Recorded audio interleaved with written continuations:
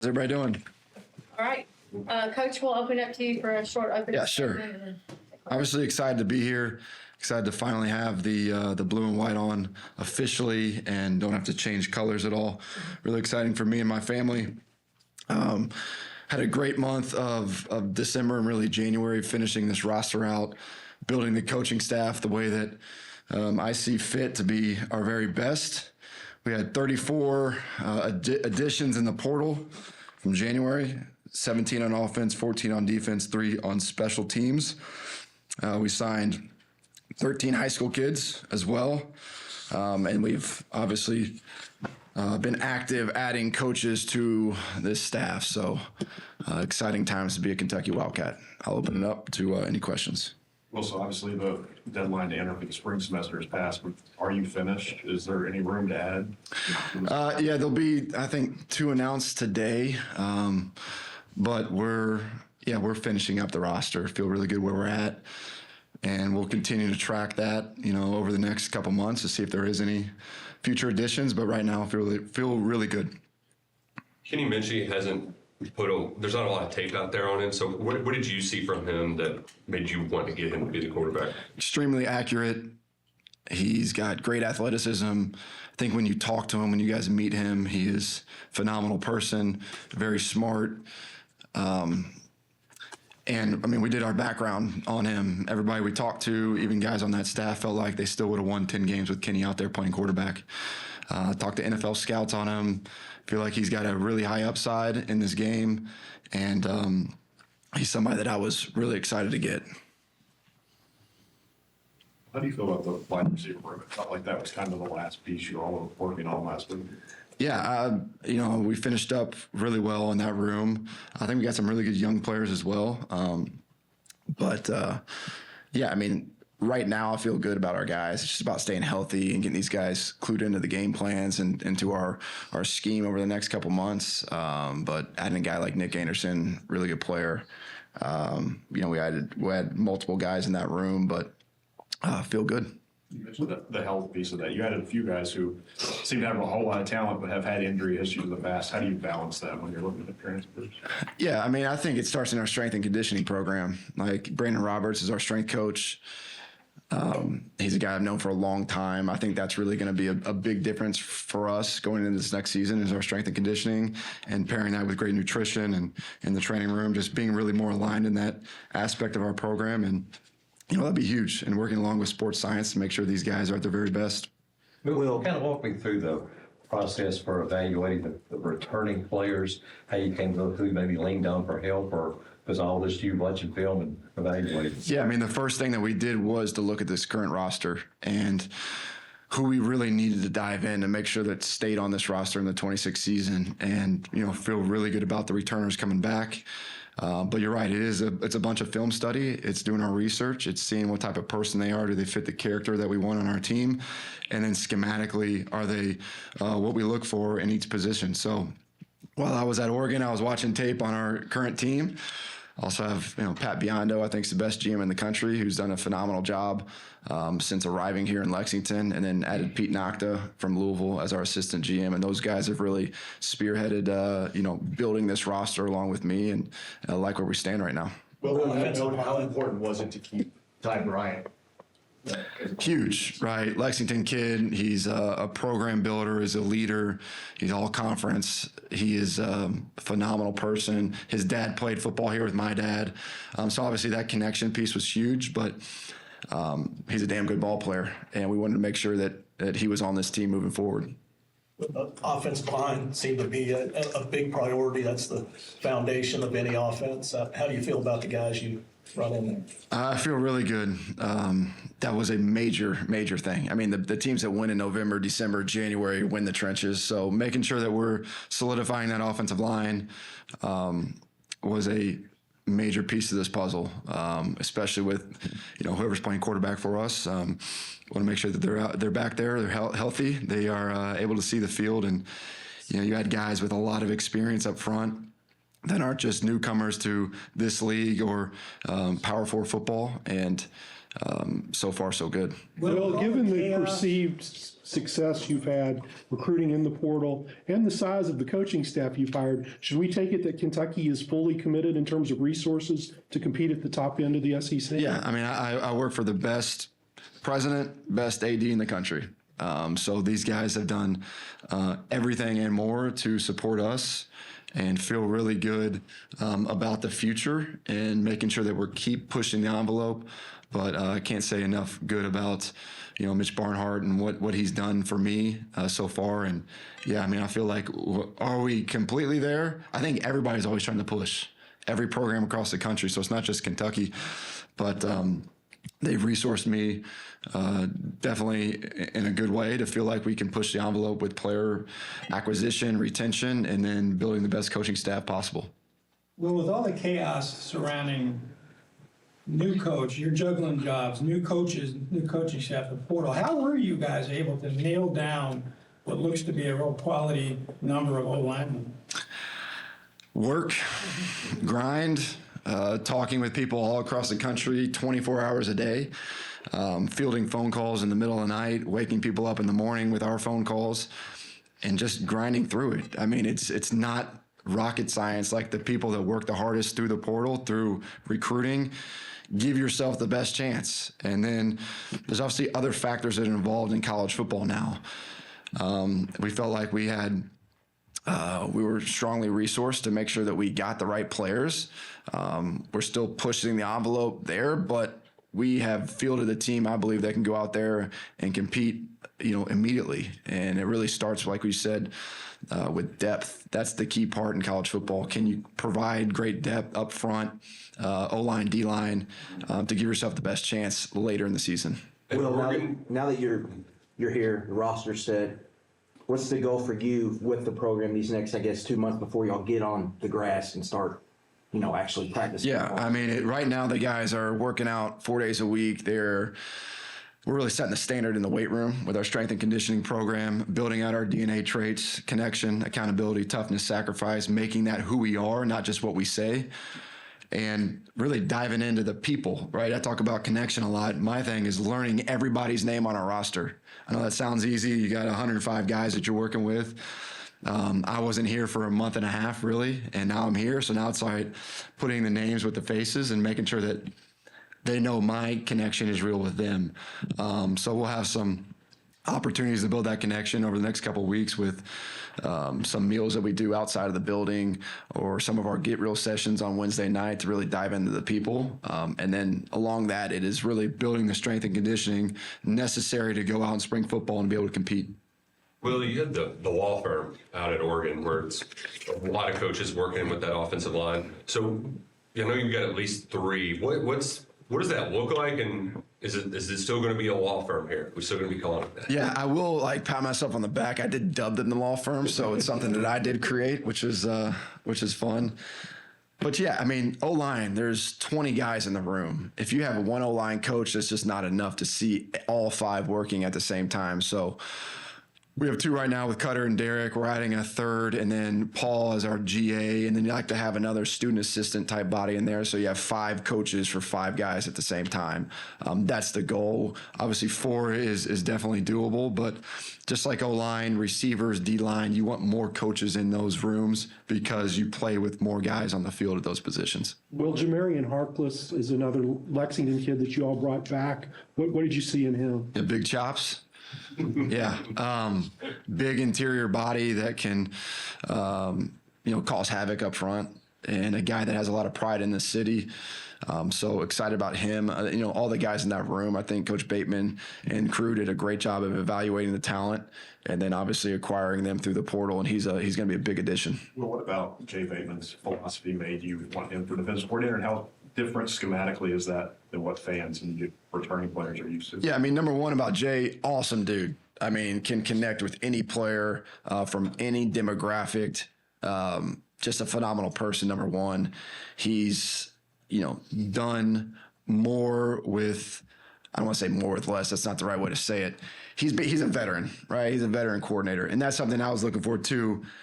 a guy that's been in college for a while to be on that side of the ball, that's been through ups, downs, and currently was at an elite spot on defense with Texas A&M. I think Jay's creative. I think he's aggressive. He's also willing to learn new things. And I just felt like I would work best with Jay Bateman on a day-to-day basis. And on top of that, this guy hunts in recruiting. Like, he is a shark. He's a pit bull. He'll go up against anybody. And there's no real tricks with Jay. Like, he's straight up, but he creates real bonds with these players. And excited really to work with him and to see him blossom this spring. Well, what do you make your running back room right now? What do you like that you added with Javante Barnes and CJ Baxter? Yeah, I mean, the running back room was young, and we needed to make sure that we could, get the proper players in there to go tote the rock, and really love, like you said, Javante Barnes and CJ Baxter, what they provide from a depth and leadership standpoint. Those guys have played in the SEC, played in the Big 12, so they've ran the ball in big moments. So obviously really excited about them and the rest of the guys in the room. But our backs are going to be utilized a lot in this offense. We work out of 21 personnel and different 2-back, even 3-back sets at times. So they'll be big. They'll be instrumental in moving forward. Well, when you go down just the additions you all have made, the state of Texas is on there a lot when it's hometown. Is that an area you feel like you're all really going to hit hard in high school recruiting and in portal recruiting, because it's not something we've ever really seen Kentucky do before? The best way that we're going to move forward is really starting inside the state of Kentucky. It has to. I mean, in this next class, there's a lot of really good talent in the state right now, a lot. And when I've seen Kentucky at its best, it's homegrown talent. That's where you got to start. And then you look at really the 5-6 hour radius, around us: Nashville, Cincinnati, Indianapolis, Chicago, Detroit, even going to Charlotte, Atlanta. Like, those are the cities that you really want to hone in on, even St. Louis.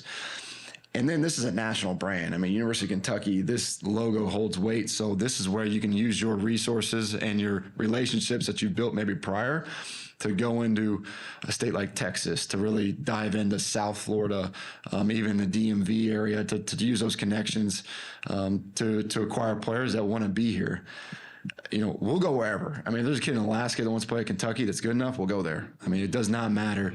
In the new state of college football and recruiting, it's really about building relationships and making sure that we're consistent in our approach with those players and just bringing the best guys that fit our program. The linebackers you added are both highly regarded in high school, but didn't play much last year. So what gives you confidence that they can come in and compete to be starters? Yeah, I mean, height, weight, speed, those guys fit the build of really good linebackers that play in this conference. When you talk to them, they're football junkies. They love it, eat, sleep, breathe it. They're workers, and they might not just had that full opportunity at their last spot, but we evaluated them. We got to learn them and their families, and there's some prior relationships there as well, and it felt like they were our best fit. Will, what is there about Ponatoski that you like the best, and what do you see kind of long-term with him? Really accurate. He's a winner. He's played in the GCL in Cincinnati. Really good competition. Cincinnati Moeller is a fantastic school. He's a 2-sport athlete. He was Mr. Football and Mr. Baseball. I mean, that's pretty incredible. Or Gatorade Player of the Year in both. I think he's one of like 3 guys ever to do that. So, and I recruited Matt at Oregon. He was somebody that we were super high on, really wanted, ended up taking another kid just because of the timing of it out at Oregon, but had the relationship with him and his dad and mom, great people, and he's extremely accurate, throws the ball on time. You obviously had a relationship with Matt, but the other high school guys who you didn't know, they all signed the first day you were here. So Yeah. what was that evaluation process like? Did you just decide to take everybody who was committed in the previous staff? Did that work? Yeah, I mean, I've been on a staff before where they dropped a kid on the day of signing day, and to me, that's asinine. It's really poor for a coach to do that. So, I mean, I wanted to give all these guys the opportunity to learn me, to be a part of this program. Obviously, not everybody that signed is still with us, which I get. And this isn't going to be for everybody. They might have had relationships elsewhere and wanted to go elsewhere, and we said okay, and was able to add people in the portal instead of bringing those guys in. But I will say the guys that signed, excited about them. I think some really good players. Yeah, I didn't want to do anything initially and drop guys. The day I get hired, the next day they have to find a new home. I thought that would be really poor by me. Well, now that you've got a bulk of the actual roster and coaching staff together, what do you think the identity of this team is going to be moving into spring ball and then the season next year? It's a good question. I mean, it's TBD still. You know, I think we're all still learning each other. We are currently in the stage of really phase one of our off season, which is how much bigger, faster, and stronger can we get? And can we just get aligned? Can we learn each other? So I think the identity of the team will really show as we get through spring and some of our winter football opportunities. And it'll bleed into the fall camp. I mean, our identity at Oregon last year was going to be 11-12, and then midway through the season, we're in 21 and 30 personnel. So it just changes based on who's available. It's really seeing the scheme fit with these players and then kind of building it through these next couple months.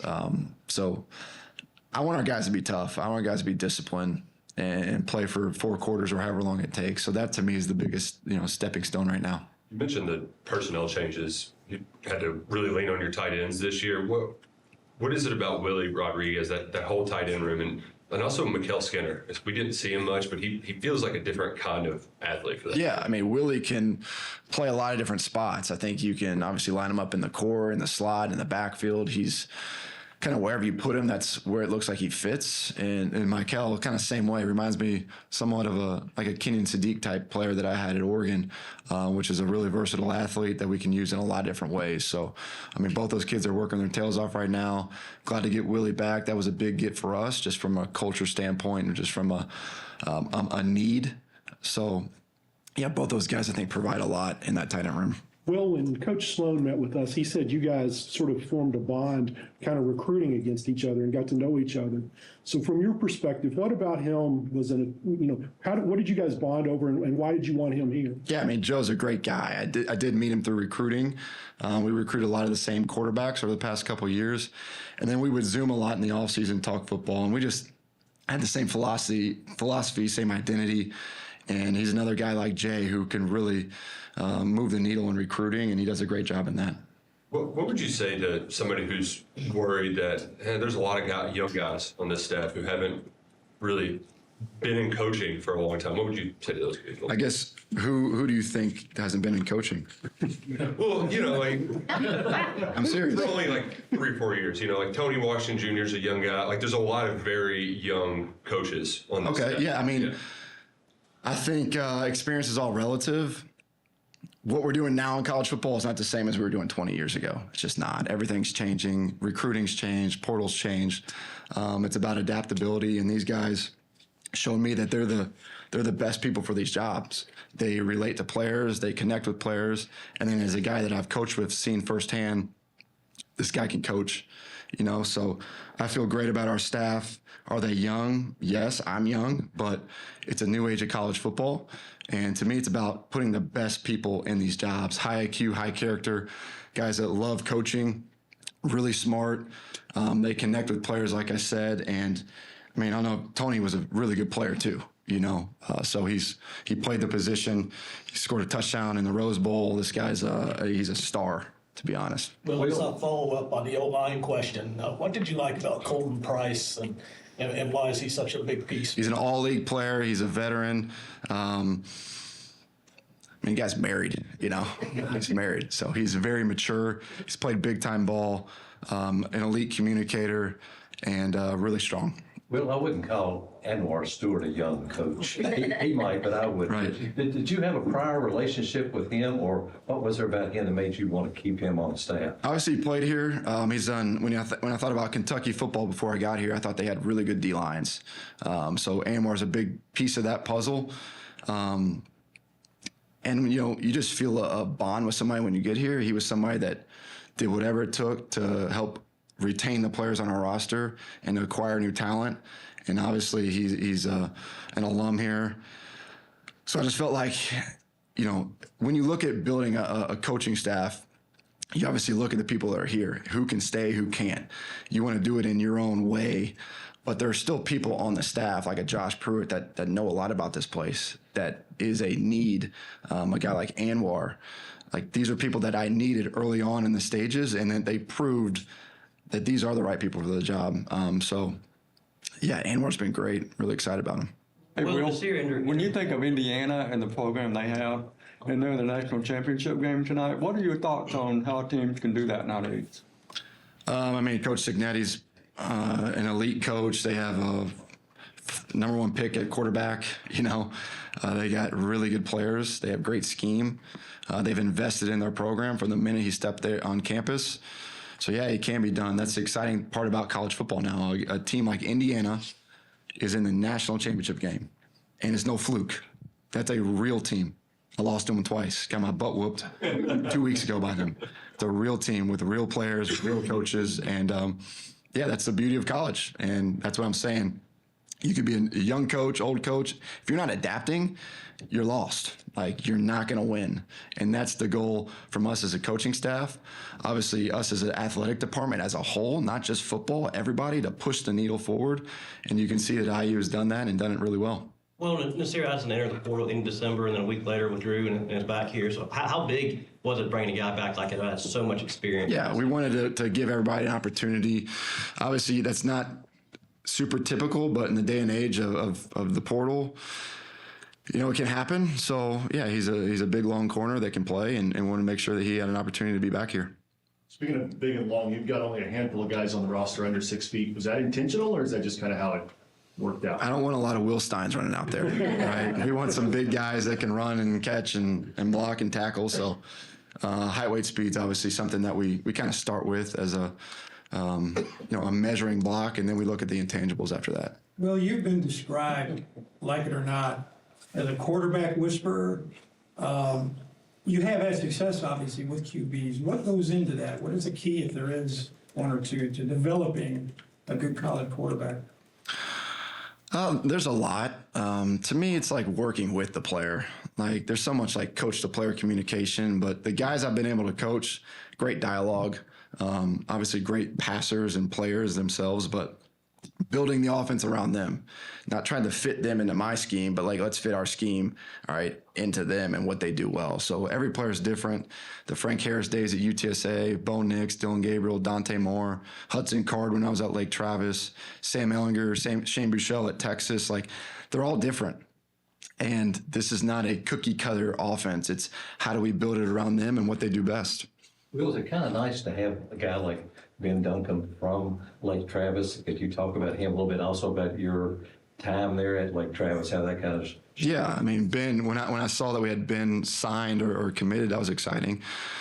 Lake Travis changed my life. It allowed me to coordinate for the first time. I worked for Hank Carter, who is an elite high school coach in Texas, and I learned a lot about myself. I went to a program that had won 6 state championships up to that point, with a lot of returning coaches that were a lot older than me, and really found my voice as a play caller. So it was really, really cool and a unique place, and very grateful for that time. Well, I'd imagine the last 6 weeks are probably the craziest of your life. Is that fair?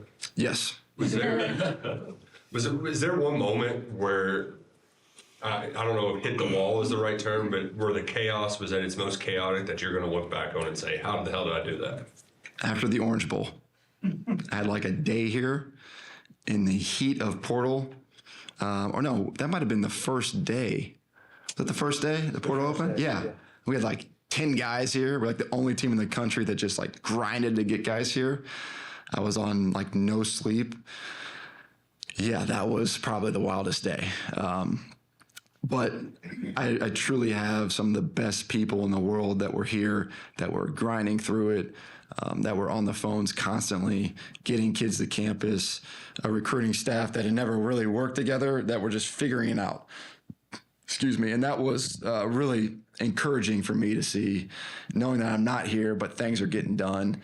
But that was probably the most chaotic day. Did you have a moment where like you maybe stepped off the practice field at Oregon and then you had to hop in like UK gear to get on FaceTime with it?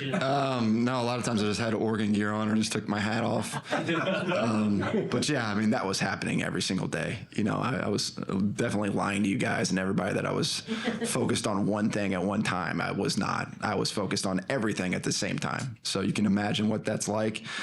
But somebody told me too, there's no crying from a yacht. You know, I was offensive coordinator at Oregon playing in the college football playoffs, and I'm the head coach at Kentucky. So I think a lot of people would want to be in my shoes. And yeah, so it's been really cool. In that period, how much sleep were you getting, and how much? Not a lot. How much do you normally get? I mean, everybody was telling me how bad I looked, you know? I'm like,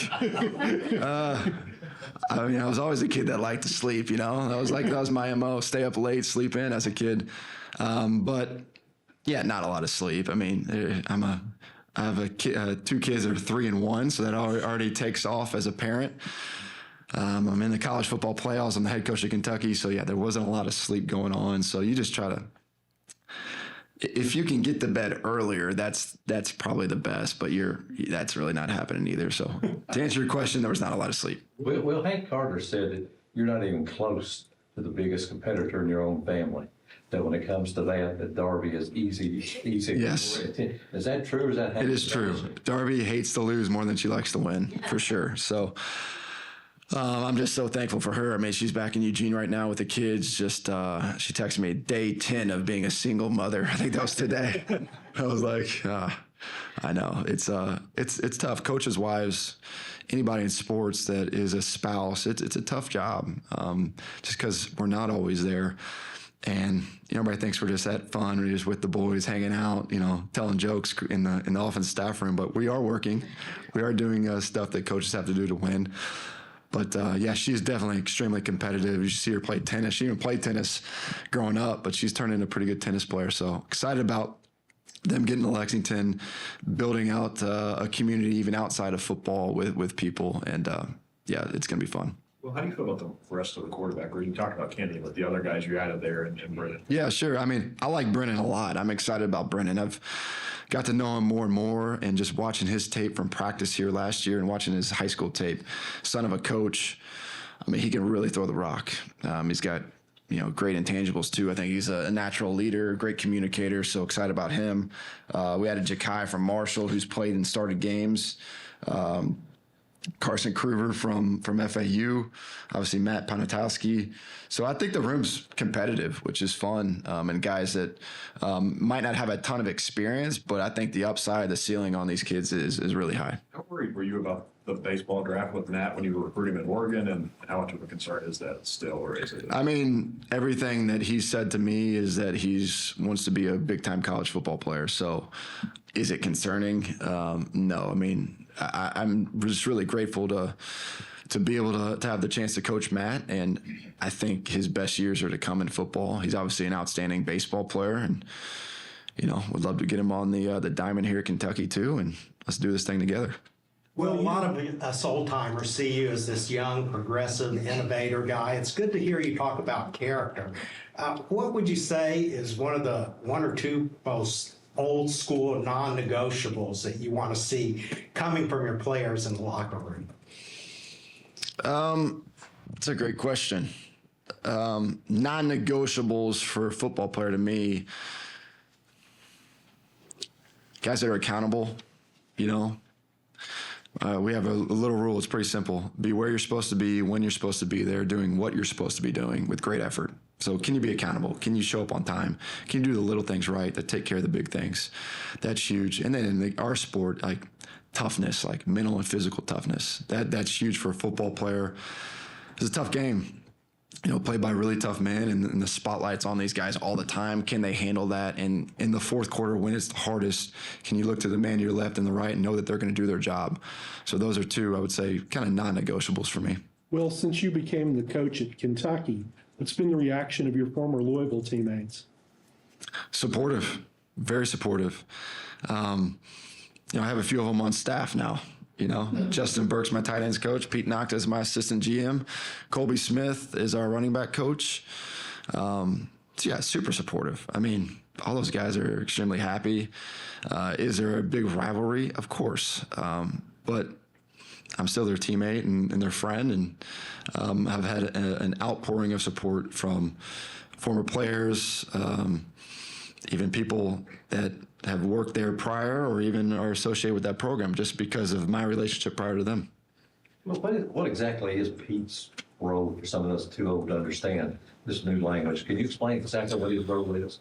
Pete's our assistant GM, so he works hand in hand with Pat Biondo, our GM, to build the roster, to be a liaison between really agents and players, and obviously building out the board too, meaning these are the players that we're targeting, and this is our way of going about acquiring them through recruiting tactics, right? Actually talking to them, setting up visits, and then obviously negotiations, which are a major part of college football. What are the kind of characteristics that go into a guy that fits that role?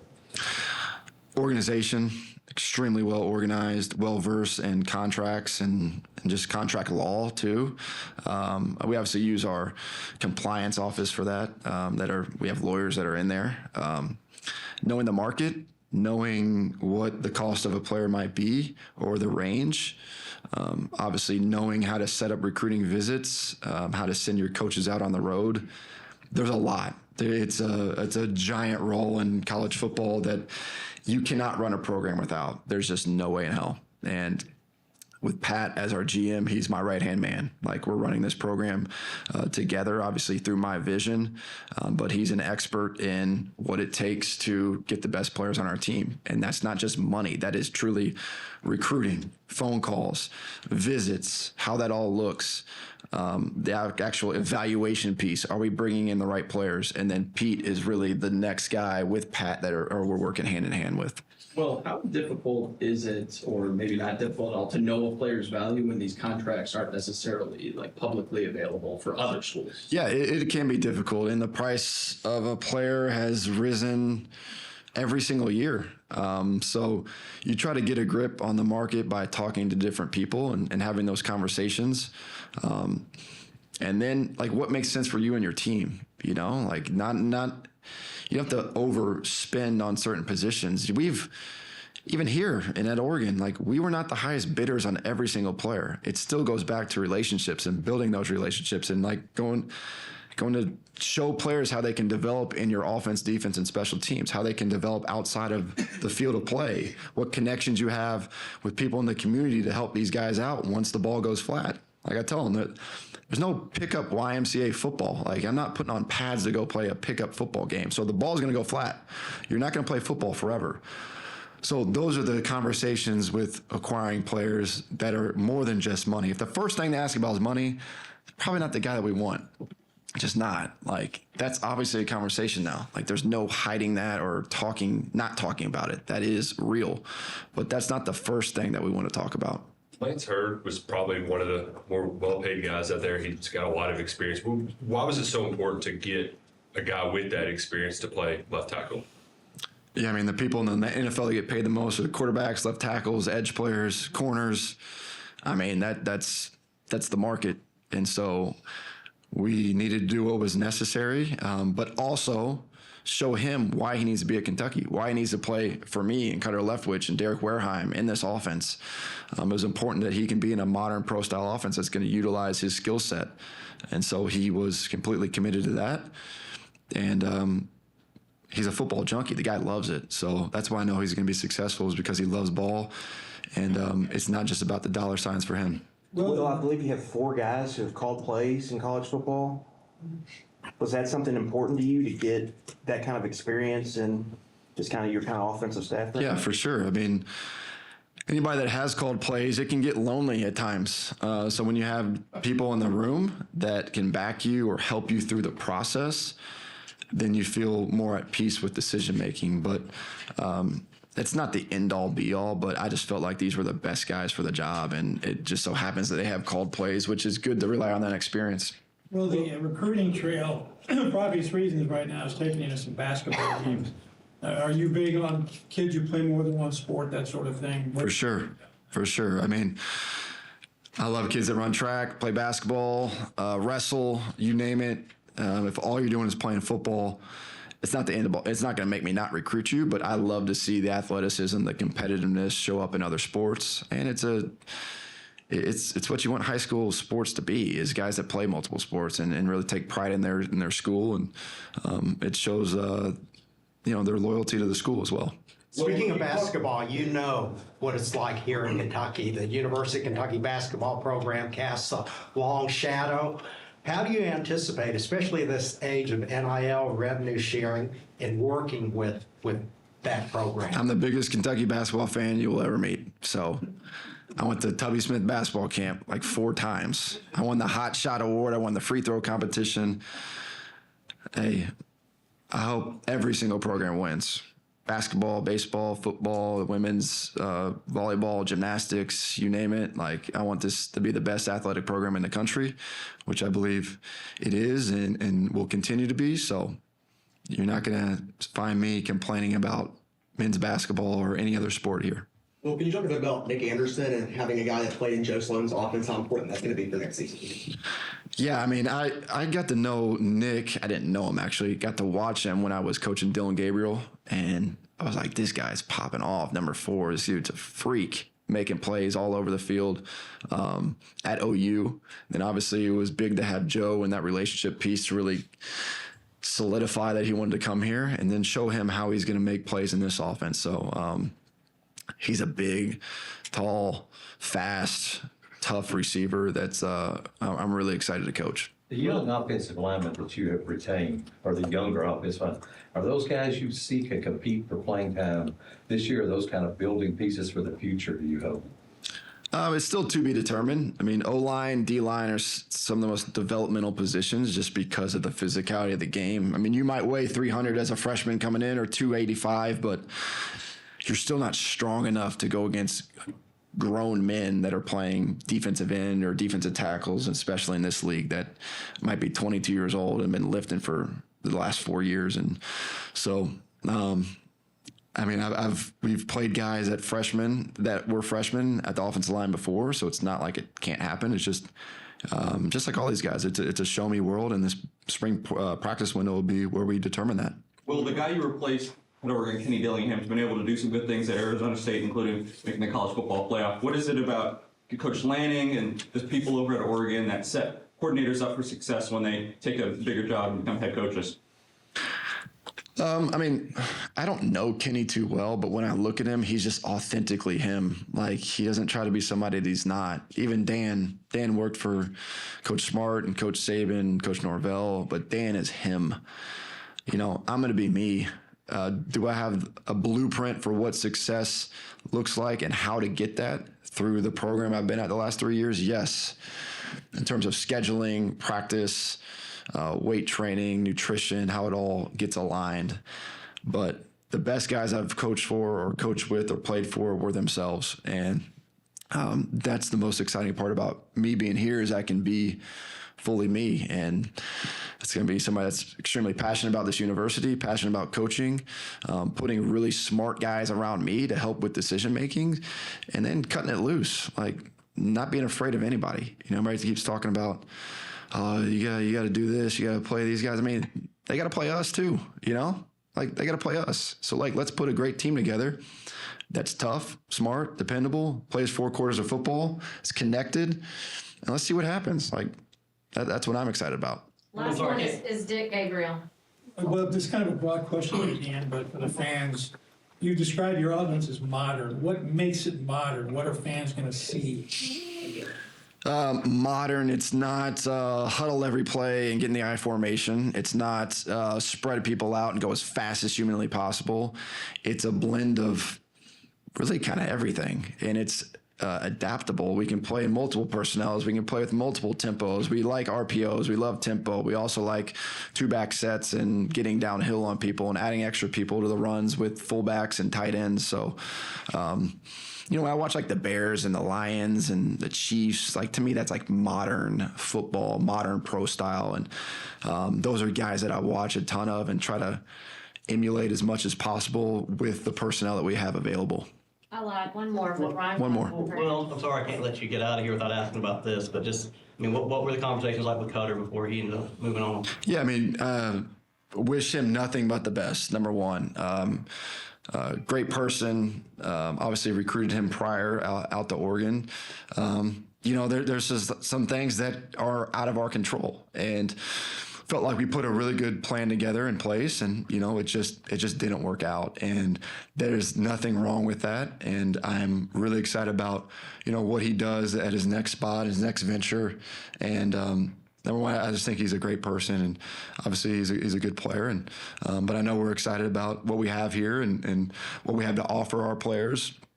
And then the players that we added, I think, are the guys that really bought into this university and ready to make this place great. Thank you, Coach. Yep. Thanks.